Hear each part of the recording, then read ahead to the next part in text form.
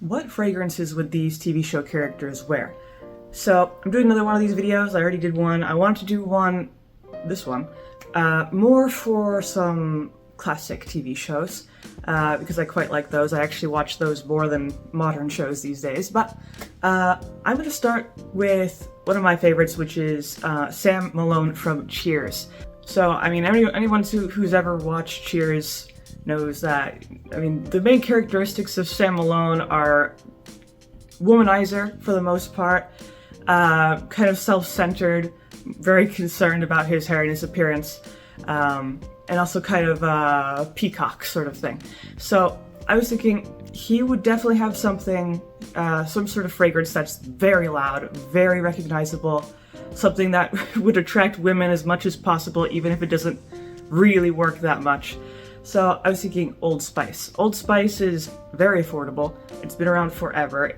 I mean, it's always around. It's very easy to get. And it is an attractive fragrance, but it's also quite loud. It's primarily a very spicy type of fragrance. I think most people have probably smelled it by now.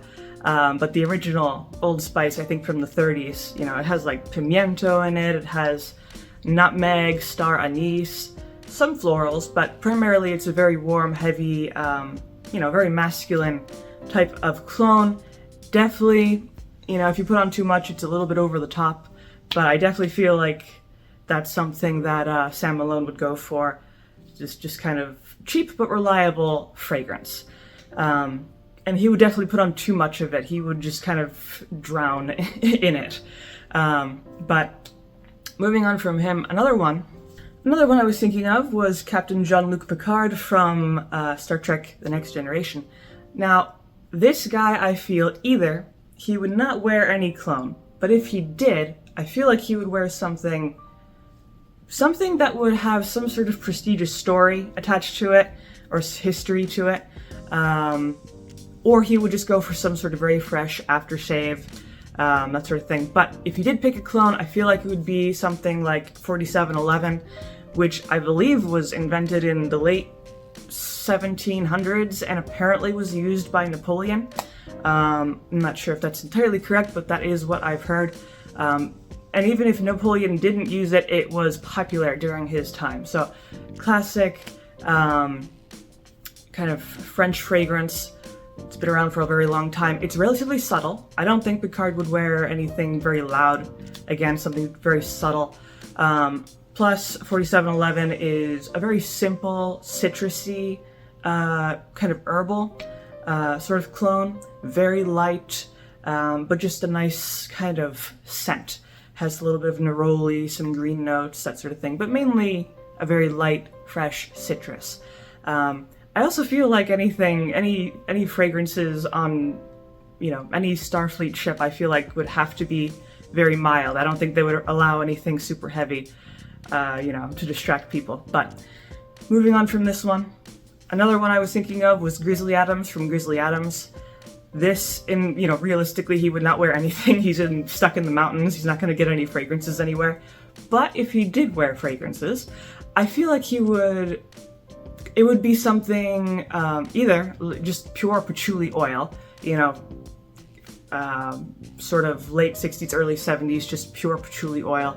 But for a more modern kind of comparison, I would say Jovoy Psychedelic, which is pretty much pure patchouli oil. It just has some amber mixed in with the patchouli, but definitely, I mean, patchouli is such a unique note. If you smelled it, you just know it's green but musky at the same time, and then, you know, blended with the amber, it's even a warmer, heavier scent. But definitely I feel like something very natural, but also with some musk. And that's, you know, kind of where the patchouli comes in. But definitely something natural, not too strong, not too weak, very moderate, and that sort of thing.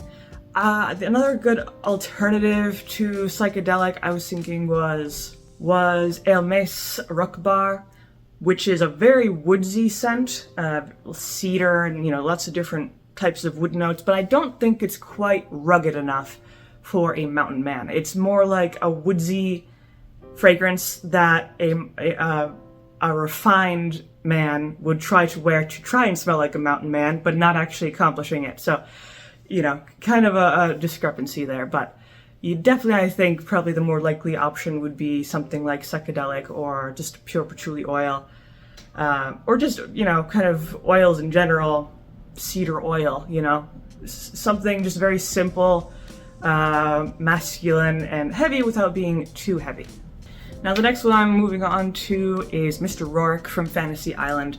I feel like this guy would either go for something kind of old school, something like Monsieur de Givenchy, you know, very classic, masculine, but not too over the top, you know, just the right amount. Herbal, citrusy, but with a little bit of kind of woodsiness.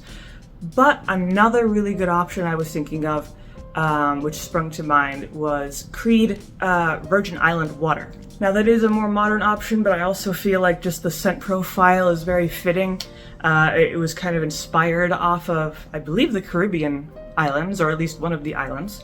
And it's primarily citrusy. It has some coconut in it, it has some lime in it, has some exotic tropical florals like, you know, jasmine, but also some good solid base notes like white rum and musk. So definitely either the Creed Virgin Island Water or something a little bit more classic like the Monsieur de Givenchy. So one of those two. Something definitely distinguished, but not too strong, you know, just a good, sophisticated, more subtle scent. And in the same vein, I feel like if Tattoo also wore a fragrance, it would be just a cheap knockoff of whatever Mr. Rourke was wearing. The next one that I have, not really a classic TV show, but Chandler Bing from Friends. Now, I feel like he either, one of two things, he would either go for something really, really cheap and just reliable, like Old Spice or Davidoff Cool Water, or if he's really trying, then he would wear something that's actually good, like he would know what is good, maybe a little bit too much, but still just good. So probably along the lines of Bond Number 9 Riverside Drive. So kind of herbal, has some, you know, basil in it, some oak moss, but also some fruit notes, so pineapple sort of stuff, and then also some wood notes. So definitely something very, very distinct,